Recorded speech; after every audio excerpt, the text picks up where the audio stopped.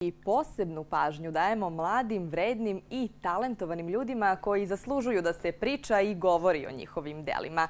Njih povezuje upravo talenat i svi oni biće govornici na konferenciji pod nazivom Neka bolja budućnost koja nas uskoro očekuje u Nišu. Velika mi je čast da vas upoznam sa Jovanom Ilićem, organizatorom konferencije i mladim naučnikom Marijom Cekićem. Dobar dan i dobro nam došli. Dobar dan i hvala na pozivu. Evo Jovane, ova je konferencija pod tvojom organizacijom u tvojoj ideji, međutim ove godine će biti nešto malo drugačija i digitalnim putem. Tako je, nažalost, kao i svi, tako i mi, ova korona nas je na neki način pogodila. Ali ja kažem, ova godina jeste teška i obeležena je nekom tragedijom i prosto samim virusom, ali uvek kažem da uvek ima svetlosti u našim životima i da uvek ima pozitivnih primjera, čak i u teškoj situaciji. Evo vidim da nam predstoji još jedan talas virusa, ali ja kažem, mladi talenti su se takmičili i tokom pandemije, oni su učestvovali na takmičenjima koje su bile organizovana u digitalnom formatu i prosto je važno da govorimo o njima, zato što mladi talenti rade i kada je pandemija i kada nije. Mladi talenti potrebno je da podržimo zapravo mlade talente i da ih predstavimo javnosti i da pokažemo javnosti šta su oni sve to postigli u prethodnoj godini. I mogu reći da ove godine bilo zaista teško odabrati 5 najboljih mladih talenata iz prethodne godine, budući da je bilo zaista dosta dobrih prijava i dosta mladih ljudi se prijavilo da govori na našoj konferenciji, ali ja kažem, nadam se da smo dobar izbor napravili i da će ti mladi... Da, hvala.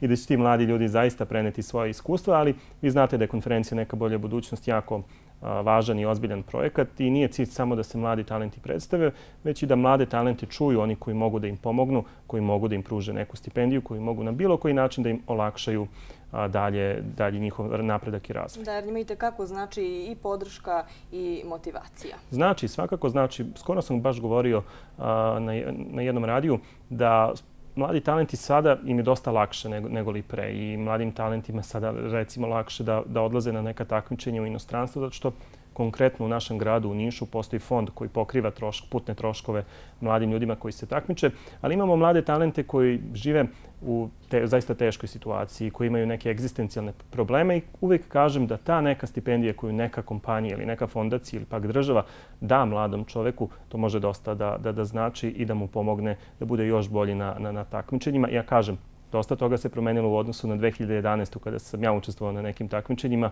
i znam da je mladim ljudima dosta lakše zato što sada ne moraju da brinu barem da li će otići na neko takmičenje i da li će biti dovoljno para da odu na to takmičenje, zato što, ponovo kažem, u našem gradu postoji fond koji pokriva te troškove. Evo, Mario, ti si jedan od govornika na konferenciji, a tema je Mladi talenti Srbije u COVID vremenu. Kako je mladim talentima Srbije u COVID vremenu?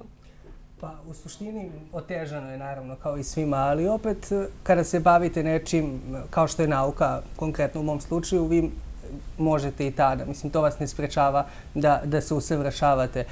Teško jeste naravno i oko samih studija i oko učenika u srednjim školama, pošto imam brata kući koja je srednja škola, dosta je otežano jer je sasvim to novi pristup u obrazovanju, dok se svi naviknu, dok malo je dakle nezgodno, ali mislim sve u svemu dakle može sve da se nadoknadi. Mislim da se mladi na neki način prilagođavaju dati situaciji, jer mislim moramo se svi prilagoditi, hteli ili ne. Takva je situacija. Da, i na čemu si ti radio za sve ovo vreme? Kako si se ti lično prilagodio ovoj situaciji? Pa tako što sam, evo, ja sam privodio studije kraju, sada sam zvanično i diplomirao pre mjesec i po. I eto, ja sam tako... Da kažemo za one koji ne znaju, završio si Filozofski fakultet i da sebi imaš i neke naučne radove. Tako je, Filozofski fakultet ovdje u Nišu na departmanu za sociologiju. Tako je, pa ja sam početkom ove godine dobio priznanje Ministarstva nauke Svetosavsku nagradu, zato što sam u prethodnoj godini objavio 5 naučnih radova za godinu dana i bio učesnik inostranih konferencija. Tako da, eto, mislim i sada za vreme ove korone i vanrednog stanja koje je za nama, tako sam i provodio. Pisao neke nove radove, privodio, eto kažem, studije kraju, pripremao se za master studije i tako dalje. Dakle, malo radno, malo odmorno. Mislim, imao sam više mogućnosti da se odmaram zato što je to vanredno stanje pa ste prinuđeni da sedite kod kuće, ne možete nigde da idete. Eto, na fakultetu isto nisu obavezna predavanja u tom trenutku, tako da svašta je moglo da se postigne. Da, i pričali smo malo pre koliko je vama bitna ta podrška, ali možemo da čujemo iz tvog ugla? Koliko vam to znači, eto, da vas čuju ljudi koji mogu da pomognu, da daju podršku, koliko to znači? Pa, apsolutno znači svakom mladom čovjeku koji se bavi nekom ovlašću. Nebitno da li je to sada nauka, dakle sport, umetnost, bilo što, dakle znači zato što vam je to neki pokazatelj da sve ono što ste do sada radili ima nekog značaja. I ako vas neko podrži. I meni je eto lično dosta značila ta nagrada koju me dodelilo ministarstvo, ne zbog mene samog, nego zato što je to jedan pokazatelj da sve te radove koje sam pisao, provodio vreme, dakle, pišući to, istraživajući neke teme, imaju nekog značaja za naše društvo. Da neko vidi da ceni i dodatno se motiviše. Da, upravo to. Tako da, upravo i ova konferencija koju Jovan sa svojom organizacijom organizuje je veoma važna, zato što je to mlade ljude, dakle, za koje niko možda do sada nije čuo izvan njihovog uže kruga, dakle, porodice, škole, fakulteta, da ih na najbolji način promoviše, da predstavi javnosti kakve zapravo sve talente imamo. Jer, mislim, evo i na ovoj konferenciji su učesnici mlađi ljudi, dakle osnovci koji su zaista svojim zalaganjem postigli nešto što mnogi nisu, dakle, sa, da kažemo, 40-50 godina. Tako da mislim da je ovo značajno da se predstavi šta naša zemlja ima. Da, i Jovane, rekli smo da je bio težak izbor, samo je 5 mladih govornika, pa evo da predstavimo sve njih. Evo, tu je Mario, pored njega još... Tako je, veliko hvala na prilici da ih predstavimo. Pored Marija na konferenciji govori i sjajna Petra Spasović, ona je učenica muzičke škole Isidor Bajić u Novom Sadu. Inače, njena životna priča je jako inspirativna. Ne znam, sa samo 11 godina je komponovala preko 100 kompozicija. Nedavno je bila gošća na koncertu našeg Nišlije Nemanje Radulovića na Kolarcu, tako da je zaista jedno talentovano mlado dete.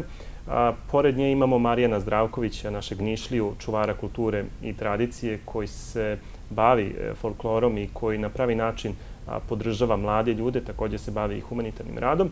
Imamo sjajnu Ivu Miletić koja nam dolazi iz Kuršumlije, također zaista talentovanu učenicu tamošnje gimnazije, koja je nedavno pokrenula inicijativu da renovira učionicu u svojoj školi zapravo, zajedno sa svojim vršnjacima, organizuje divne događaje u Kuršumliji, mobiliše mlade ljude da se bave kreativnim industrijama. Također imamo zaista puno dobrih mladih ljudi. Ono što mi je posebno drago da spomenem jeste to da ćemo ove godine imati jedno uvodno predavanje koje će održati profesorka doktorka Vera Ignjatović, inače Nišlika naša, koja već 30 ili 40 godina živi i radi u Australiji i čak i 2000. godine na letnjim olimpijskim igrama predstavljala Australiju u rukometu zajedno sa tamošnjom reprezentacijom. Inače, ima počasno mesto u Kraljevskoj dečjoj pedijatriji u Melbourneu. Zaista je jedan veliki stručnjak i nekako smo srećni što smo čuli za nju i što je ona pristala da govori za našu konferenciju. Ali ja kažem, svi oni će govoriti i predstavit će se javnosti, ali je jako važno da konferenciju prati i oni koji mogu da im pomognu. Vi znate, i prošle godine smo pozivali ljude i zaista smo prošle godine dobro prošli. Eto, i Veljko Đurić, sada ga vi poznajete, je potekao sa našeg foruma mladih naučnika, tako da se trudimo da stalno govorimo o tim mladim ljudima i da ih povezujemo sa ljudima koji mogu da im pomognu. Meni je žao što se ove godine družimo u digitalnom formatu, ali sam opet srećan da održavamo tu neku tradiciju i da će se mladi talenti ponovo okupiti. Ja kažem, jeste sivilo, ali život mora da ide dalje i moramo da gledamo na svet sa malo pozitivnije strane, zato smo i organizovali ceo ovaj događaj. Da, i ono što je također pozitivno, to je što organizacija Nađi Raulo u čitavoj ovoj organizaciji ima podršku svih bitnih institucija, podršku grada. Tako je, mi ovoga puta nismo tražili podršku grada i institucije iz jednog prostog razloga, zato što smo smatrali da bi bilo krajnje sebično da u doba kada je sva negde pomoć potrebna da se usmeri ka medicinskim institucijama, da mi tražimo za naš događaj, tako da ove godine događaj organizujemo sami. Ne kažem da grad nije želeo da nas podrži, ali mi prosto nismo želeli da tražimo pomoć.